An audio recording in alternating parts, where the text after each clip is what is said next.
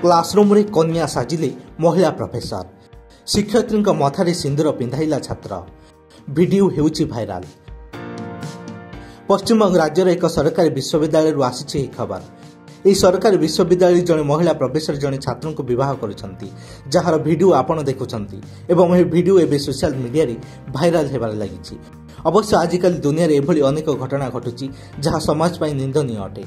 शिक्षक हुंतु बा शिक्षयित्री छात्र छात्री को निज पुओ बा झियो भली देखिथांती, किंतु एठी देखिया को मिलुछि कि छात्र जनक शिक्षयित्री मथारे सिंदूर पिंधाउछंती आ शिक्षयित्री मध्य खुशी रे विभोर होई जाउछंती। तेबे भिडियो को नहीं अनेक बद देखा पर विश्वविद्यालय 3 जणिया टीम गठन कर तदंत आरंभ कर प्रोफेसर जनक स्पष्टीकरण मागिथिला।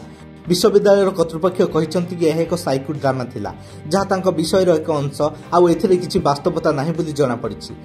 अधिकारी माने कहते भिडियो सत्यासत्य आगक तदंत हेबो, जदि यह सत्य होइथाय तेबे कड़ा कार्यानुष्ठान नियाजिबो, किंतु भिडियो देखि करी लागुछि एहार कोनोसी सत्यता नाही बोली। आपण कोन कहउछंती कमेंट बॉक्स रे निश्चय जणांतु।